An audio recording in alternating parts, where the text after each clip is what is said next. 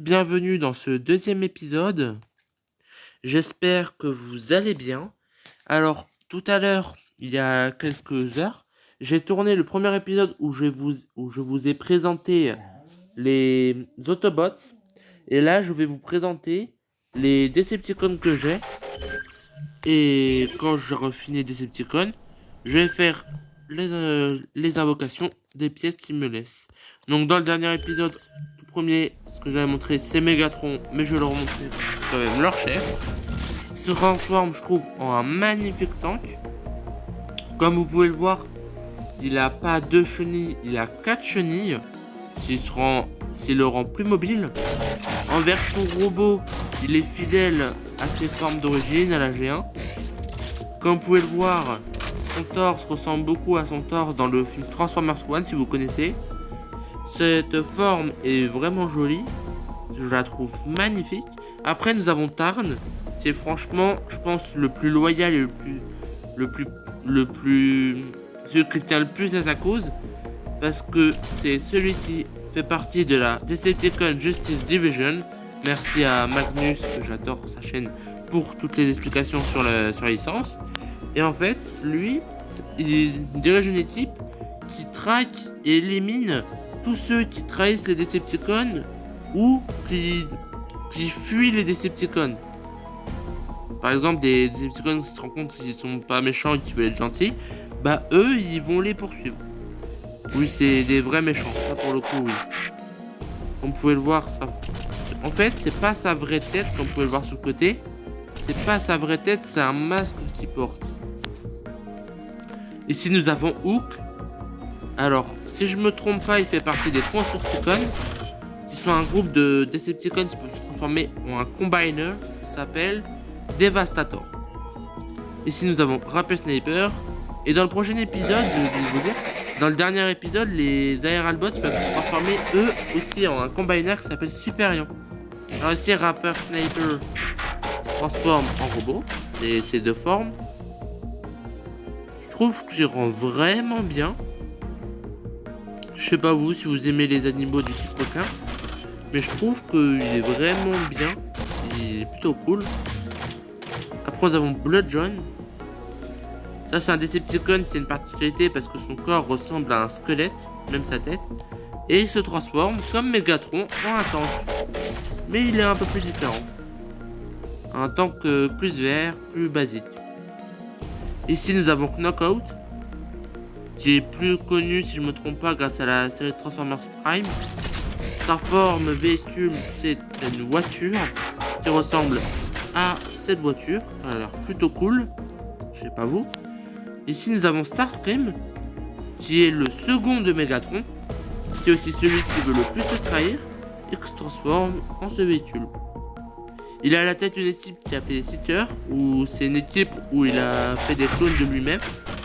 Nous avons Cyclonus, qui est le bras droit de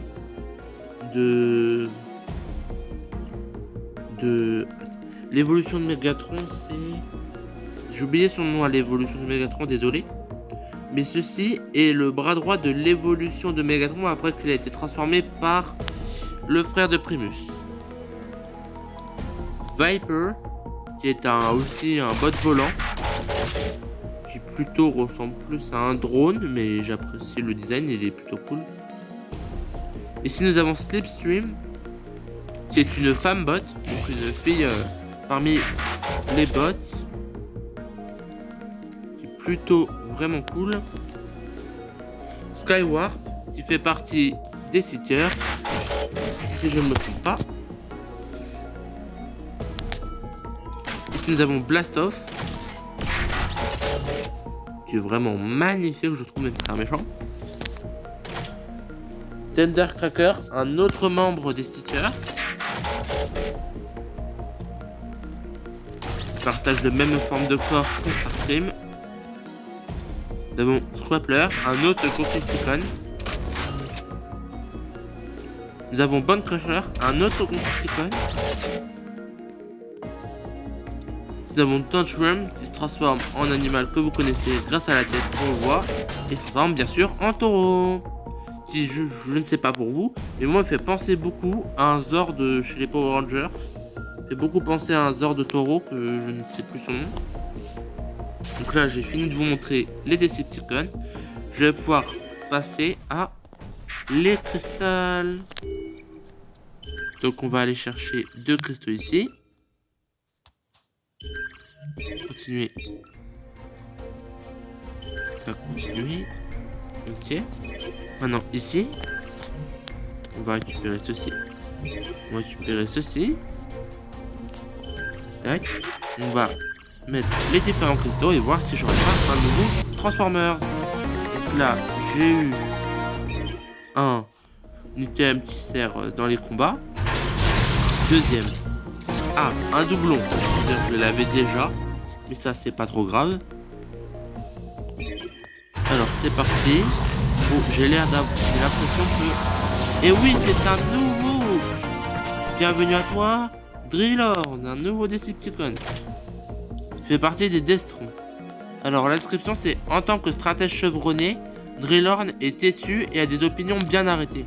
Cette approche peut parfois lui causer des sérieux problèmes, mais il est capable d'éliminer un siège à lui tout seul. Donc ça montre une grande puissance. Alors on va mettre ça. Et un nouveau robot de combat, Razorchat. Vous avez pu voir.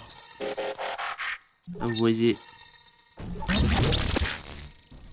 Et là, il peut parler à d'autres Decepticons.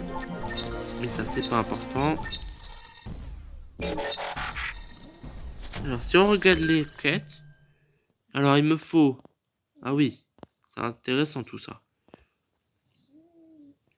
Vous voyez, c'est les différentes quêtes qu'on peut avoir pour mon niveau. Alors, on va aller au centre de recherche de noyaux. Aller au truc. Combat.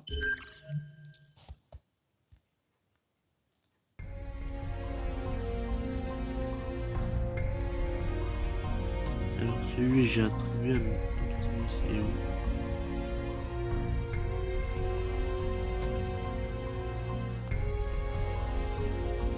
Elle est là. Splashdown. On va l'améliorer.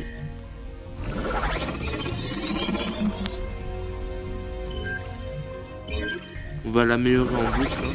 Ça, il va être bien plus fort. Il va pouvoir beaucoup plus aider Optimus.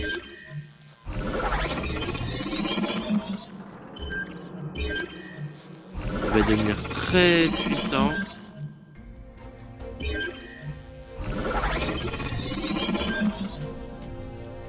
Ah là par contre j'ai plus assez pour l'améliorer, dommage. Ah j'ai des trucs de géant. Beachcomber, Blaster, Ratchet.